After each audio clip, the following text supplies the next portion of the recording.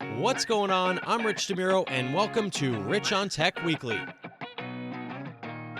We've got a lot of news on the show today, but I have to tell you about my trip back to New Jersey. My kids hit the vacation lottery because it snowed not once, but twice while we were there. And yes, I know you could see snow in California, but we don't go to the mountains that much. So for my kids, this was a huge deal. My kid literally ran outside in his pajamas and started throwing snowballs. It was so cute. It reminded me of waking up back in the day, growing up in New Jersey, checking the window and hoping for a snow day, because that was the best. You didn't have to go to school. And back then, they would literally sound this loud alarm. I don't know how they did. It was like a foghorn or something. And that's how you knew there was no school. And then you'd go outside, you'd play, you'd shovel your neighbor's sidewalks for some extra money. It was great. I did stay at my dad's house in New Jersey, and I didn't expect to be the Geek Squad as much as I was, but yes, I was the Geek Squad for my dad. And what I loved about this is that every time I go home, or just being like another person's home, I realize what the average person deals with when it comes to technology. So first off, he had switched his internet to T-Mobile 5G. He switched all of his internet and his phones to T-Mobile without asking me. He was like, hey, they gave me a great deal. I was like, all right. So, of course, I ran a speed test to see how that was functioning, and I was very impressed. He got like a pretty good speed there. You place this, if you're not familiar, you place this router near a window. It pulls in a cellular signal and turns it into Wi-Fi for the house. My friend gave me this great analogy. It's almost like a hose. The hose is the internet connection, and then the sprinkler is the router that kind of sprinkles the signal throughout the house. Problem was that signal did not reach everywhere, so his TV kept buffering. And he said, Rich, I'm dealing with this every single night. The TV just buffers. So I had anticipated this idea, and so I brought my old Eero system. Eero is a Wi-Fi, mesh Wi-Fi system. You put a bunch of these little leaves around the house, and they all work together to give you a nice blanket of internet. Imagine different sprinklers all over your lawn, right? Instead of just one sprinkler in the middle. So I set it up. It took just a few minutes, and everything was faster and more reliable instantly. Now, the funny thing is, he used to have Eero before he switched to T-Mobile, so I just reused his old Wi-Fi network name so all his devices would reconnect automatically, which sounds very simple, but he kept saying to me, Rich, I don't understand. I canceled that internet. How do I have it back? I don't have that anymore. And that kind of sums up how confusing this stuff can be, because he didn't understand that the pipe is different from the Wi-Fi signal, right? Even though it is confusing because T-Mobile and Spectrum and AT&T, they all name their Wi-Fi after the connection, which you can make that any name you want. So I always come up with something really fun. So next up was the TV. He was using an LG TV with the built-in software, which I tried for like 1 second and I hated it instantly. Now, don't write me angry letters. If you have an LG TV and you love the WebOS stuff, sure. If it works for you, that's great. For me, it did not. And I asked him, I said, Dad, do you like this remote? Do you like how it waves around like a pointer on the screen? He goes, no, I hate it. I thought that's the only thing I could have. And I was like, no. So I ordered him a Fire TV stick. It arrived the next day. I plugged it in. I cleaned up all the cables behind the TV because he had like everything that used to be plugged in still there, but not plugged in. Put it all into the soundbar. And I said, okay, here's your new remote. Just use this. And he loved it. He's like, oh my gosh, this is so much easier. I said, yeah. So just by swapping out the streaming stick that you have or the streaming platform that you have on your smart TV, you can have an entirely different experience with the same exact device. And just in that 24 hours that I switched this all over, everything was just so much better. But the real headache was his logins and passwords. Hey, Dad, I got to log into your Netflix. What's your account? Oh, I have no idea. Okay. What about your password? No idea. I don't even know I had Netflix. I mean, it's just on there. Okay, Dad, well, you must pay for it somehow. Turns out it was included with his T-Mobile subscription. So I said, remember that app we set you up with, Bitwarden? Let's figure that out again. So I went on his computer, and this is so wild. He had Bitwarden, Apple passwords, and Google passwords all competing for his attention when I would click one of the login screens. So they'd all pop up at the same time. Now, that is confusing, even for me, who's sitting there going, okay, why are these all popping up at the same time? So I had to go into the settings and cancel them out and just keep one, which was Bitwarden, which I really like because it's free and it's cross-platform. Google was the trickiest, by the way. It kept popping up for a very long time, even after I turned it off, and I had to really do some little things on Chrome to get it to stop doing that. So Google, come on, make it a little easier for us. But I got it all figured out. We went through all of his main logins, and I said, all right, Dad, we've got to fix these. We've got to clean them up. We can't use the same words over and over. And then when you show someone that doesn't use a password manager, the wild passwords that it generates, they get very intimidated. And I understand that because everyone's like, well, I'm never going to be able to remember that. You don't have to remember it because your password manager will remember it. So I got that all figured out. We went through the main passwords. We consolidated all of it, and we got most of it working. And it's been about, a week and a half since I've been not there.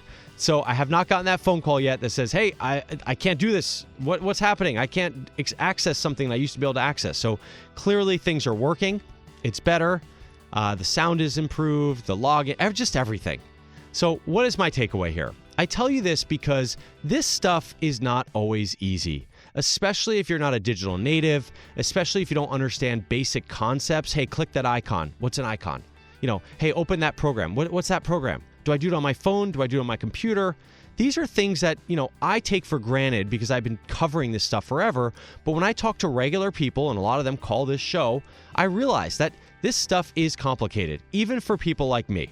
So I tell you this because I want you to relax. I want you to take a deep breath. I want you to understand that you're not going to understand this stuff instantly. It may not come naturally, but you can figure it out if you take the time and you get organized from the start. So when you do things, just take that extra minute to create a strong password. Take the extra minute to save that password. Take the extra minute to turn on two-factor authentication. Write things down. Write down your process. Keep notes. I will tell you, you will not remember this stuff later off the top of your head. You just won't. Like, for instance, I set up Bitwarden with a passcode on his computer, and he said, oh, what's the passcode? And I instantly forgot about it. I was like, oh, wait, which one was it? And of course, it took me a minute to remember, but it was like something that I thought I'd remember instantly. No, you won't. But it's a new year, perfect time to go through, clean up the apps that you use, go ahead, delete stuff that you're no longer using, look at the services that you have, the subscriptions, go through, cancel, delete, upgrade, whatever you need to do, downgrade, check out the tech you're using and get it all up and running. I did that over the past week. I've got my systems in place and it feels so much better. Cleaning up your tech world is worth it. You will breathe a sigh of relief. And yes, it can be done. And no, you're probably not going to break anything. So enjoy. We'll be right back with more Rich on Tech Weekly.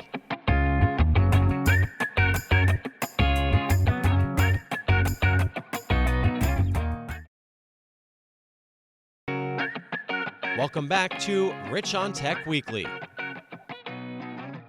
One of the big trends right now is smart glasses. Some put a tiny display in your lens, others let you take pictures and videos and interact with AI.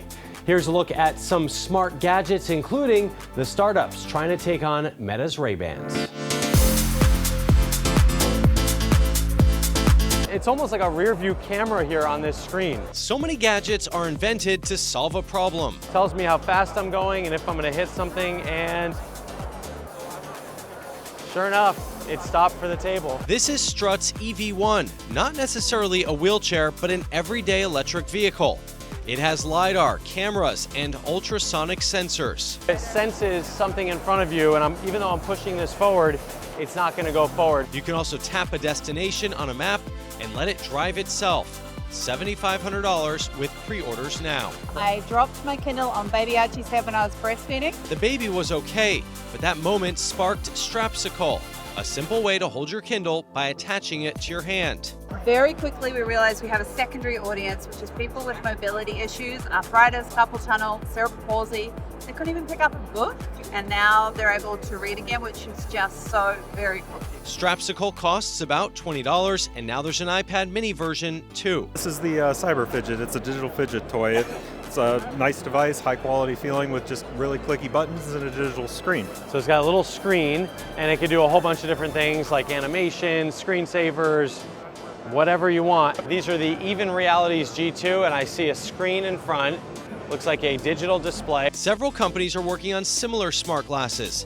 The idea is the same, a virtual screen projected in front of your eyes to display information and even act as a teleprompter. To most people, what you're holding might just look like a pair of glasses, but when you put them on, you unleash a quietly extraordinary power that fuels your life every single day. Even Realities now has a companion ring to control what you see on screen. Ladies and gentlemen, it is a pleasure to be here today. Rokid also working on AI-powered glasses that allows you to do navigation, AI interaction, as well as taking pictures, videos, etc., all kinds of different stuff. We call that a smart observatory because it combines the capabilities of a smart telescope, very easy to use and turnkey solution, with the performance of a professional observatory. So this is going to find any star, galaxy, whatever you want. It'll do it all by itself. Exactly, yeah. You could just point and click in a catalog and it'll just choose, go get the target and start tracking and sending you images of the universe. And finally, robots designed to make you feel better. Ludin's AI showing off Kokomo and Inu, cute interactive robots designed to give your brain a break. Very simple. When you're having a hard time with your brain, you just look at him, pet him, have fun, play with him. You just release your stress. I feel better. One issue with some of these smart glasses with the screens inside is that every time you move your head ever so slightly, the screen moves as well. They need to figure out a way to stabilize that. All right, if you want more information on any of these gadgets, you can find the links on my website, richontech.tv. I'm Rich DeMuro. That's Rich on Tech. We'll be right back with more Rich on Tech Weekly.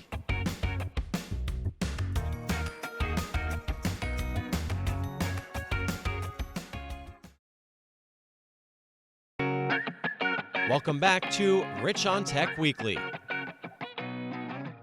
Welcome back to Rich on Tech Weekly. My name is Rich DeMuro. I've been covering TVs for 15 years now, and it's been really fun to see the evolution as a consumer. You know why?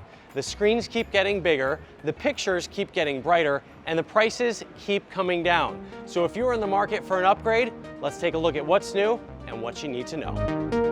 With the big game just around the corner, retailers are advertising their best TV deals of the year. This is an exciting time of year because of the Super Bowl. And right now is actually the right time to buy the latest technologies at much lower prices.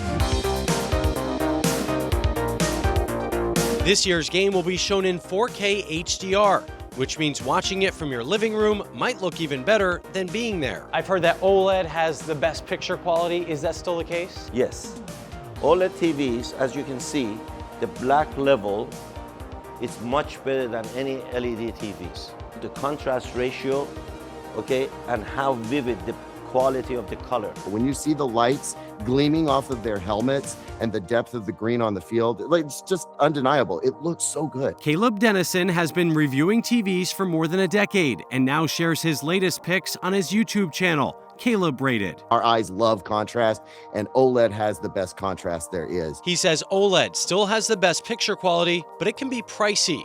His tip for most shoppers is to look for TVs with mini LED backlighting. Searching for a TV that says mini LED on it is a great indicator of good quality, right? It's like the cheat code. His top pick for a 65-inch TV around $500. The TV to get is the TCL QM5K. There's nothing else I would recommend for a 65-inch at that price level. For around $1,000, you can get an 85-inch set. If you want that blend of price and size, the QM6K, again from TCL, is a really good one. Also look at the Hisense U6. Both of those are going to be great. About $1,000 for an 85-incher, which I think satisfies the need for the big TV at the Super Bowl and great HDR picture. And if you're looking to splurge, Sony is still the one to beat. My favorite TV is the Sony Bravia 8 Mark II. That is Sony's very best OLED TV. It only goes up to 77 inches, which is still a big TV, but the picture is absolutely glorious. We've seen a lot of changes. We saw that Sony and TCL are linking up. That's right. What do you make of that? Yeah, obviously, as the prices of the TVs are going down, and obviously Sony wants to be in business to be able to compete, and who is better than TCL, manufacturers, to combine their engineering with Sony and come out with Sony TVs at much lower prices. With big screen shopping this easy, that means more time to enjoy the game. They're always trying to fill their walls as big as of a TV they can put And they were very surprised to know the cost of these TVs are nowadays are very low. Now, I told you I've been covering TVs for more than 15 years, and I still remember the first 42-inch flat screen TV I featured when I was working at CNET. It was a Vizio HD TV for just $1,000. And at the time, that was unheard of. And now take a look at this. This TV, you can get a 98-inch version of it for just, I can't even believe it, $2,000. Looks like I need a bigger living room. All right, if you want more information on any of the TVs or the technologies we mentioned, you can go to my website. It is richontech.tv. Now, who has a measuring tape? My name is Rich DeMiro. More Rich on Tech Weekly coming your way right after this. We'll be right back with more Rich on Tech Weekly.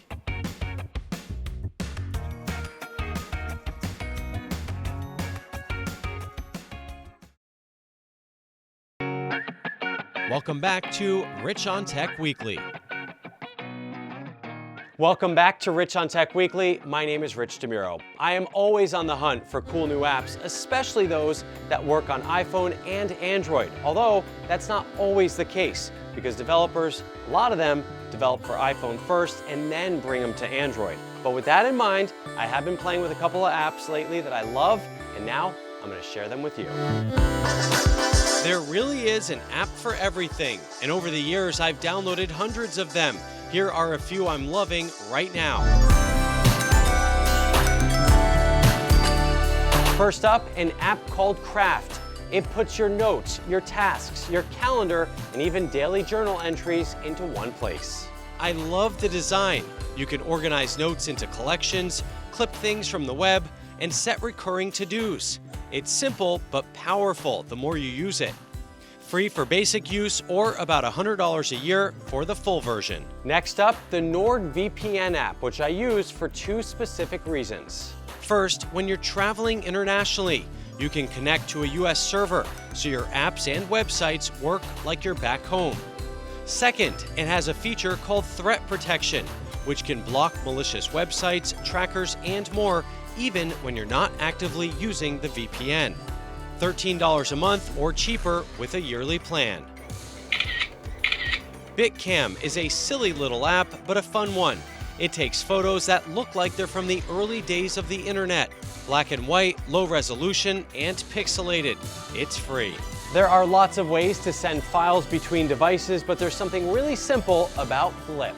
Set it up on your computer, tablet, and phone, and you can send files in just a click with no size limits. It works across platforms with an internet connection. Everyone's editing video on CapCut and Instagram edits, but Adobe Premiere on the iPhone has some features they don't. It's fast, free to start, and easy to use. I like how it shows audio waveforms for quick edits and can expand horizontal video to fit a vertical frame with a blurred background. Finally, if you've become as obsessed with the supermoon as I have, you gotta check out an app called Moonlit with 2 T's. It's an app that shows the current phase of the moon. I keep it as a widget, so I never miss a great view in the night sky. Now, I've taken a lot of moon pictures in my life. For what it's worth, the iPhone still lags compared to competitors. That's the moon picture on the iPhone. That's the moon on the Samsung. That's the moon on the Pixel. But I think Samsung and Pixel are using a little AI to help them out. All right, if you want links to all of these apps, you can go to my website. It is richontech.tv. Online ads have gotten really good at selling us stuff, especially on social media, and sometimes they look too good to be true. One ad going around promises a lifelike robotic AI puppy, but what one man got was very different. Doesn't answer a question. It doesn't take any of these commands on the box. IT pro Stace Graham should have known better. That's all it does. He came across multiple online ads for an AI-powered robotic puppy called Woofy. Ads pop up all the time, and it was my grandson's birthday coming up, and I'm like, wow, that puppy would be awesome. The website promised a lifelike, interactive puppy kids could cuddle with, play with, and train. It's supposed to lick your face, it's supposed to take treats, things like that. So he ordered 3 dogs for $75. And I was just hoping for the best. What arrived was this. This is Wuffy. This is an AI dog. It just, that's all it does. I mean, I've seen those at the mall. I know. Here's the box that the dog came in. It's pretty substantial until you realize the dog doesn't weigh very much, but this does. A metal plate in the bottom to make the box feel heavier. We're looking at false claims, exaggerated claims on an AI-directed robotic toy, which are not true. Steve McFarland is with the Better Business Bureau. They have a free tool called BBB Scam Tracker, which crowdsources consumer complaints.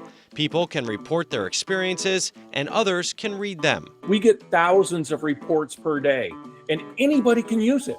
It's free. In this case, a quick search of Wuffy would have revealed dozens of complaints. It's a preventative tool, so you get information from a multitude of different consumers that have experience buying or trying to buy that product.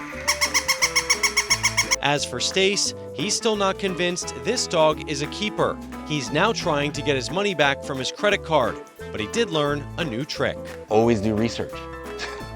Always. If it's too good to be true, it's too good to be true. Bottom line, if it looks or sounds too good to be true, do a quick search on the Better Business Bureau Scam Tracker website. It could save you a lot of time, money, and frustration. That's it for now. See you next week for another Rich on Tech Weekly.